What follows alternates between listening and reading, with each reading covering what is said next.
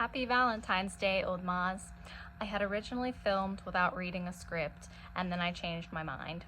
I have always been more organized in my writing as opposed to speaking. For whatever reason, I always jumble my words and become very disorganized when trying to speak. I tend to be able to more thoroughly collect my thoughts when I write. I have always considered writing a book, and as of lately, I have been writing up a few drafts. I wish that you'd be able to read my books once they are done, but I am certain they will take too long for that to happen. I have been wanting to record this video since Christmas.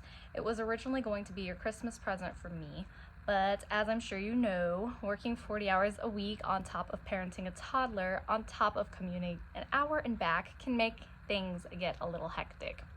Time escapes me now like never before. Anyways, when I'm at Grandma Pam's almost every day, I can hear your TV from upstairs, which gave me the idea to record this video and upload it to the internet for you to view. I feel like it has probably been years since you've been able to really hear my voice, and that is the purpose of this video, for you to maybe be able to hear me speak for the first time in a long time. I will begin by catching you up on my crazy life. I've been at the same job for 3 years now. I started at Amcon Distributing in June of 2020. I started here after I graduated from Iowa Western Community College so that I could get my foot in the door with my accounting experience. When I first started, everyone in the office told me how they have all been there for decades. I thought that they were crazy, and now I'm going on 4 years here at this company, and I understand why people stay for so long. The place that I work for is truly an amazing company, and here I am recognized for the work that I do. My bosses praise me for my work and actually have my best interest at heart. They want to see me advance and succeed. The hours are super flexible. I will be staying with this company for at least another 4 years, at which point I will be 100% vested and will be able to take all of my 401k, including the company match amount. Dylan is currently taking classes at Iowa Western Community College to become a physical therapist assistant. He still works for Oregon Pest Control while taking college classes and helping me parent Bexley. He is truly an amazing man. I help him with his classes, mostly the math classes, since he isn't as good at math as I am. I want him to succeed, and I want him to be able to find a company that cares about his well-being the same way I did. Dylan and I are complete opposites in so many ways, but I think that's what makes us such a great couple. I have no doubt in my mind that Dylan and I will stay married forever, which is something that not a lot of couples can say nowadays. I am so excited to grow our little family and to see where we will go in the future. The fact that we are able to put our egos aside and we are both able and willing to give and take in this relationship is only one of the many reasons that our relationship is so healthy. Bexley turned 16 months old on Grandma Pam's birthday. She had a doctor's appointment that day. Her height is in the 94th percentile in comparison to kids her age. It's crazy. She is already half my height. She has the most beautiful curls, and her personality is developing so rapidly. She is walking like a pro, and she already owns 5 times the amount of shoes that I do. Dylan and I counted the number of words that she can say, and she is up to more than 20 words. It's amazing, because at her age, the average is 4 to 6 words. I can already see that she is very intelligent like her mother, and I am so excited to watch her learn and grow. We are not sure if we're going to have more children yet. I am trying to straighten out our finances before we even consider another child. Unfortunately, having more than 1 kid in today's economy is next to impossible if you want to be able to pay the bills and even afford groceries. I'm not sure what's to come of our country, but things are scary.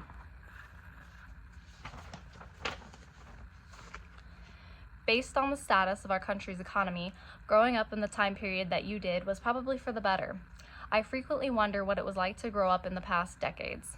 I think about your time period, Grandma Pam's time period, and even my parents' time period. My dad says that $20 used to be able to buy you a full tank of gas, a pack of cigarettes, and a full case of beer in the 90s. Now, you'd spend about $100 for just those things. Regardless, Dylan and I are able to pay our bills, and we are able to make sure Bexley has clothes on her back and food to eat. We just did our taxes, and we brought home $92,000 last year. And yet, we live paycheck to paycheck.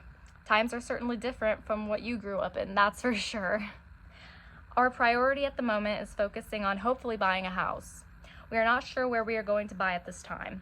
The average home in Omaha costs around $300,000, and if you want to raise your children in a decent and safe neighborhood within the city, out west, you're looking at around $500,000.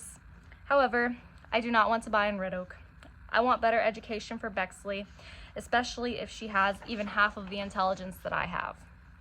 I know that I am ultimately responsible for my decisions in high school, but I stand with the personal belief that if it weren't for the assumptions about who I was as a person based on my parents' decisions, I could have thrived. I want to raise Bexley in a place where you are not judged for the family you come from and their history. I want to raise Bexley in a place where she can become her own person and not be labeled before she even knows who she is. I want her to have the opportunity to show her true talents, and I want absolutely nothing to hold her back.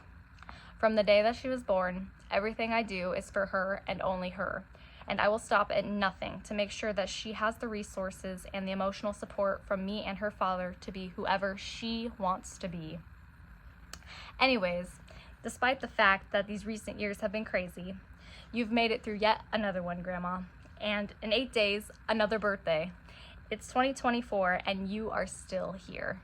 That is an outstanding opportunity, and I have no doubt in my mind that God has a special place in his heart for you.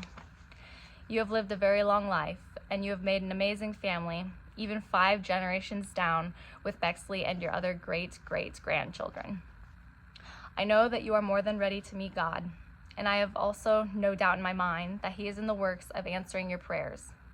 I can't imagine going through the things that you do every day and relying on your youngest child to simply survive. There is no possible way for me to prepare for the day that he finally comes to get you. You will be the first of my loved ones to leave this earth while I am still here. It's something that I think about more than I should. But ultimately, I will be okay as long as I remind myself that you will be much, much better where you are going. I will be okay as long as I remind myself that you will still be with me in my heart and soul. In fact, we will all be okay. We will grieve and experience devastation, certainly, but this family you have created wants only the very best for you, and we all love you so much. From an individual standpoint, I want to take the time to say that I understand your prayers to be granted your eternal life. And although I have no choice in the matter, obviously, I accept God's decision to grant you your prayer when it is finally time. I want you to know that I am your May, and I will carry that name with pride. I will live a life as your May that will make you proud as you watch from above. I will think of you often, as I already do, and I will tell my daughter about you and how you had a heart of gold.